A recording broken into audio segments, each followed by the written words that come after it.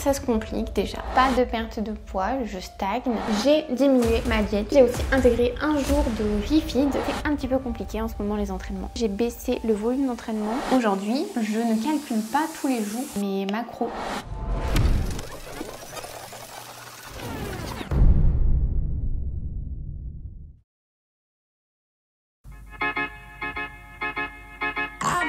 I belong to you. I belong to you. Do just what you want. You're the one I trust. Salut et bienvenue dans ce tout nouvel épisode, ce 5e épisode de la série sur ma sèche. Je suis trop contente de vous retrouver. Je viens à peine de terminer ma séance du jour, une séance fessier. Et d'ailleurs, depuis que j'ai diminué le volume la semaine d'avant, ça va beaucoup mieux. Je démarre cette 5e semaine de sèche et tout va plutôt bien, en fait, je dois vous dire. Mais de toute façon, je vais tout vous expliquer sur ce qui s'est passé sur la précédente semaine et sur ce que j'ai mis en place parce qu'il y a des petits changements pour cette 5e semaine. Je vais aussi dans cette vidéo vous parler un petit peu plus du refeed qui est pour moi vraiment l'une des astuces incontournables pour éviter de stagner en perte de poids ou en sèche. Vous avez été très nombreuses à me demander en commentaire à vous en parler un peu plus sous le 4e épisode de la sèche et c'est vrai que c'est une astuce vraiment géniale et pourtant on n'en entend pas beaucoup parler. Donc je me suis dit que c'était l'occasion vraiment d'approfondir ça au maximum pour que vous puissiez le reproduire aussi pour vous-même. J'ai un peu une sale tête pour l'intro, je suis désolée. En tout cas j'espère que cet épisode va vous plaire. Si jamais c'est le cas, n'hésitez pas à le liker pour me soutenir, ça me ferait trop plaisir. Et à vous abonner pour ne rater aucun autre épisode de cette sèche parce que je compte bien tout vous partager du début à la fin. Maintenant que j'ai fini ma séance, je vais tout de suite aller préparer mon goûter parce que j'ai super faim après la séance. Donc je vais aller manger et en même temps je vais vous montrer parce qu'en ce moment j'adore me faire ce truc là pour le goûter. Mais je vous montre. Je vais me préparer pour mon goûter un truc que j'adorais dans ma précédente sèche et j'avais complètement oublié. Je l'ai refait il n'y a pas si longtemps, je vous l'ai partagé sur Instagram. Vous avez trop voulu que je vous partage la recette. Et bien vous avez déjà la recette disponible sur mon site. Donc si jamais ça vous intéresse, je vais vous la mettre en description. La recette en question, c'est les omelettes sucrées aux fruits qui sont délicieuses. Vraiment, si jamais vous avez jamais goûté d'omelette sucrée, il faut. Je vais m'en faire une à la fraise et au peanut butter, ça va être délicieux. J'aime bien aussi m'en faire au chocolat de temps en temps, mais là c'est fraise.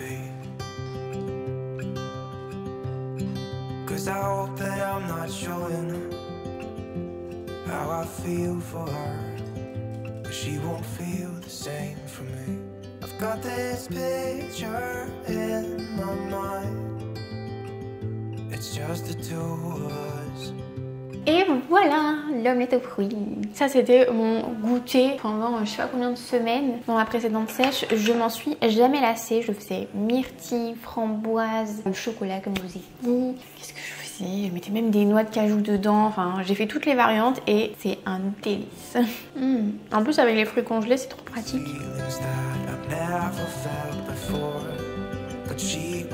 C'est trop bon.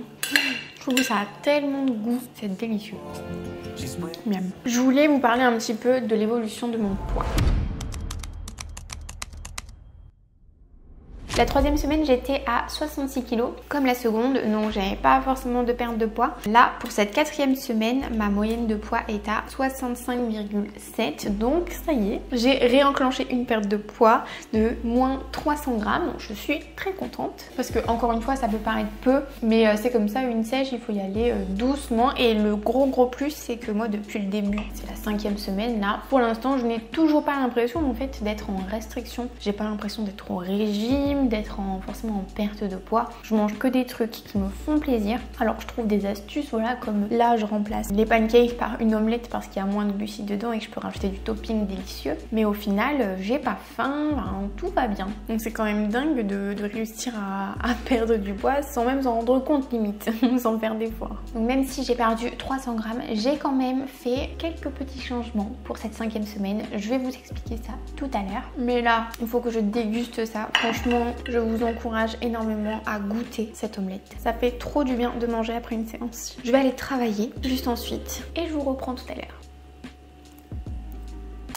Je vous retrouve pour la préparation du petit repas du soir. Et ça va peut-être vous sembler bizarre, mais j'ai testé un truc pour la vidéo d'ailleurs qui sort ce mercredi où je passe 24 heures dans la peau d'une finger. Depuis, chaque soir, je mange ça. Le pire, c'est que c'est pas trop la saison parce que en fait, ce que je mange, c'est une soupe. Alors je sais que en général on mange des soupes l'hiver, mais je dois vous avouer que je trouve ça très pratique, très bon aussi. Et en plus de ça, j'ai testé parce que j'ai récupéré de ma grand-mère un blender qui chauffe en même temps, spécial soupe en fait. Donc le truc est très vieux, je crois que c'est un truc de télé-shopping.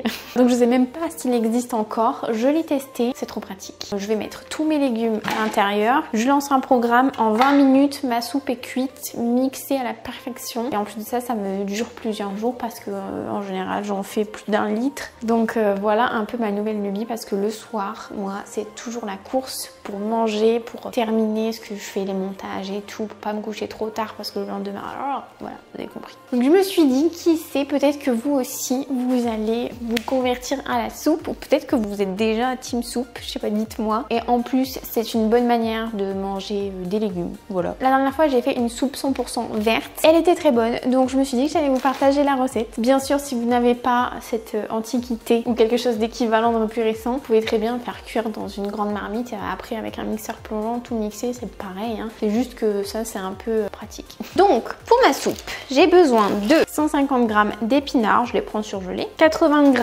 d'haricots plats, pareil surgelé, de l'oignon nouveau que j'ai découpé et surgelé. D'ailleurs c'est celui qui date du retour de course de Lidl, si jamais vous avez vu la vidéo, vous avez la référence. Je mets une bonne poignée et une courgette. Donc on part sur une soupe toute verte. Je rajoute un peu de piment doux, un peu d'ail et un petit peu d'oignon comme ça. Pour la salée, j'aime bien mettre de la sauce soja salée à la place du sel. Mais vu que là, je vais me faire à côté une viande qui est déjà épicée et dans les épices, il y a pas mal de sel quand même. Je vais éviter d'en mettre dans la soupe. Ça ira très bien comme ça, je mangerai les deux en même temps. Mais sinon, il faut que vous essayiez de la sauce soja dans une soupe, c'est un délice. Je mets de l'eau et c'est parti. Donc là, dans 20 minutes, ma soupe est prête.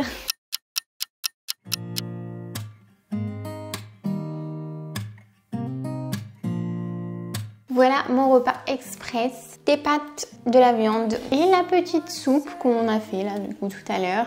J'ai juste rajouté un petit peu d'huile d'avocat. J'adore ajouter un carré frais, 0%. Alors par contre celui-là c'est celui nature, c'est pas mon préféré. Je préfère celui goût ail fines herbes, il est super bon. Voilà, j'aime bien le mettre dans ma soupe. Moi ça me dépanne trop le soir parce que j'ai l'impression que c'est le soir où tout s'emballe. Et en plus de ça, je remarque que pour la sèche, ça m'hydrate beaucoup. C'est important de bien boire et j'ai tendance à moins boire en fin de journée. En plus de ça, ça prend beaucoup de place, donc c'est très bon pour la satiété. Et on fait le plein de vitamines, donc voilà, il y a beaucoup d'avantages. Et ce que j'adore faire, dites-moi si vous trouvez ça bizarre, c'est que j'aime bien en fait mettre mes pâtes dans ma soupe. Voilà, vous savez tout, je vous ai tout dit maintenant. Bon, sinon, au niveau de l'évolution de ma diète.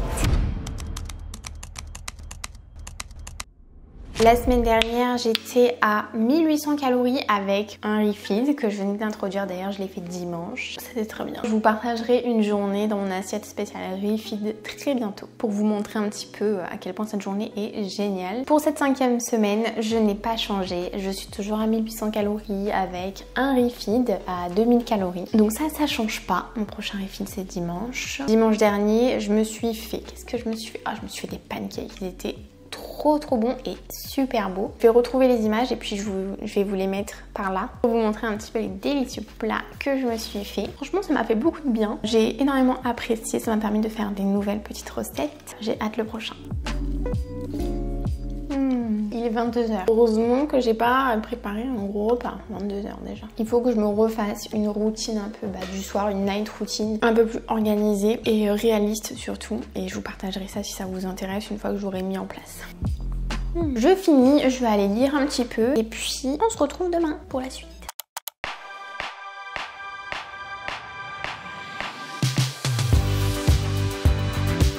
Ce matin, là, c'est ma première pesée après mon dernier refeed et j'ai atteint le poids le plus bas de toute ma sèche, donc je suis vraiment trop contente. On verra ce que ça donne sur toute la semaine, étant donné que je fais toujours une moyenne, mais je pense que ça va être pas mal. Je vous dirai tout de toute façon dans le prochain épisode, vous saurez tout. Ça tombe trop bien que ça se passe comme ça parce que je voulais vous faire un petit point sur le refeed, qui est une astuce qui m'aide énormément à éviter de stagner pendant ma sèche.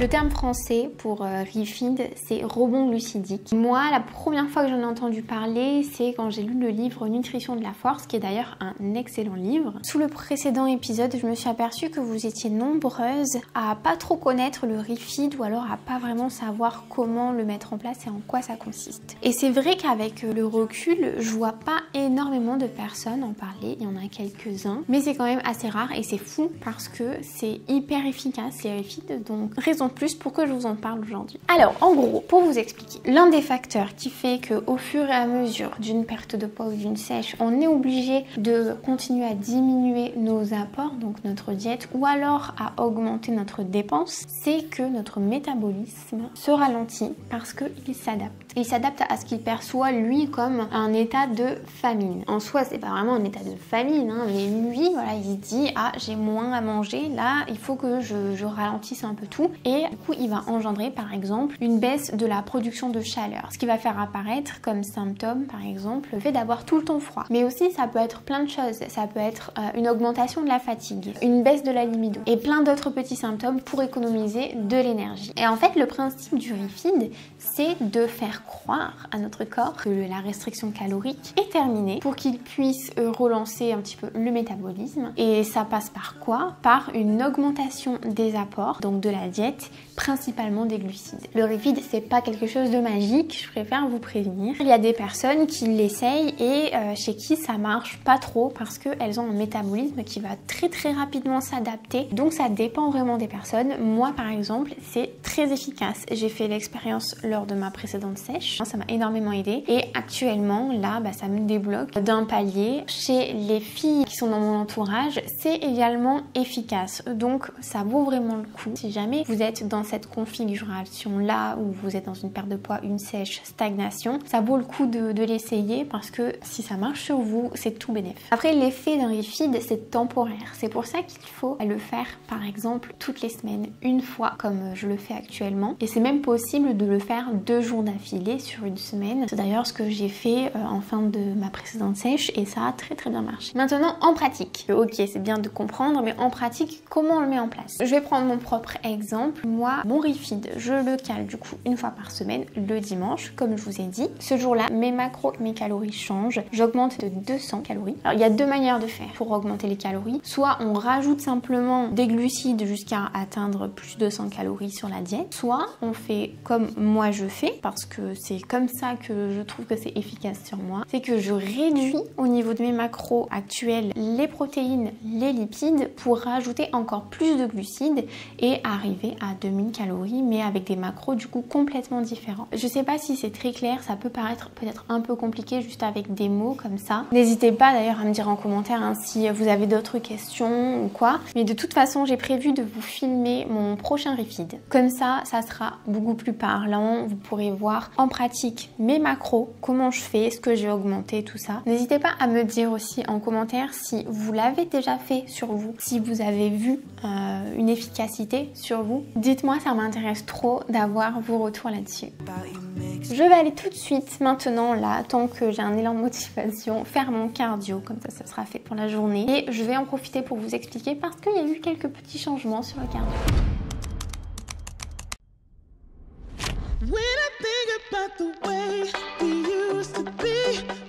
Cette semaine, j'ai augmenté mon cardio. Je l'ai augmenté de 10 minutes tous les jours. Donc, je suis passée de 20 minutes quotidiennement à 30 minutes. Et je dois vous dire que c'est juste parfait pour regarder un épisode parce qu'à chaque fois, j'étais un petit peu frustrée de ne pas continuer à voir la suite. Si j'ai augmenté le cardio malgré que ma perte de poids s'est relancée, c'est parce que je me suis aperçue que en fait, tous les jours, je bouge très peu. Je suis quasiment, même constamment, pendant des heures et des heures à l'ordinateur en train de faire du montage en train de travailler sur les vidéos et tout ça. Je fais mes séances de musculation 4 fois par semaine, mais mes séances elles durent en moyenne entre 1h, 1h30, 2h maximum. Et ce que je peux vous dire, c'est que ce n'est pas un effort cardio, malgré que ce soit intense avec les charges et tout ça. C'est pas cardio. Je me suis dit que ça me ferait pas de mal d'augmenter à 30 minutes. Même j'ai envie de dire que 30 minutes de mouvement par jour, ça devrait être le minimum, en compensation de tout le temps que je passe assise. Par contre, je ne pense pas augmenter au-delà de 30 minutes tous les jours parce que j'ai un gros problème, c'est que je manque absolument de temps. Et que c'est très important que ça reste réaliste. Et je pense pas que plus de 30 minutes, ça serait réaliste. Je vous en parle un peu moins en ce moment, mais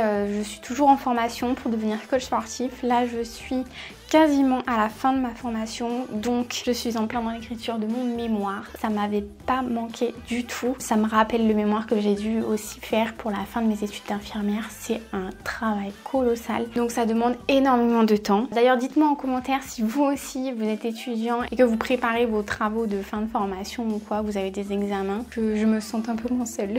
Donc ça me prend un temps fou, en plus des vidéos. En plus de ça, je me suis lancée dans un gros projet, un très gros projet que j'aimerais absolument vous sortir avant la fin de ma sèche, mais j'ai complètement sous-estimé tout le travail que c'était. Mais le problème, c'est que voilà, quand je me mets un truc en tête, moi j'ai vraiment envie de vous le sortir avant la fin de ma sèche, donc je vais tout faire pour le sortir, mais ça implique beaucoup de travail. Et le problème, c'est que mes journées sont un petit peu trop courtes du coup pour faire rentrer tout ça. C'est pour ça que je pense que pour la suite de l'évolution de ma sèche, je pense ajuster plus ma diète que le cardio par souci de temps, vraiment. Mais bon, vous aurez ça dans les prochains épisodes. J'espère que vous avez apprécié ce 5e épisode. Moi j'aime trop vous partager toute cette série, toutes mes petites aventures, et merci encore pour tous vos retours. Ça me motive trop en fait, ça me motive vraiment, et voilà, moi je suis vraiment contente de vous partager tout ça. Je vous dis à mercredi pour découvrir dans la peau de quelle fit girl j'ai passé toute une journée, et donc celle qui m'a convertie à la petite soupe du soir. Rendez-vous dimanche prochain pour un nouvel épisode pour suivre les aventures de ma sèche. Salut!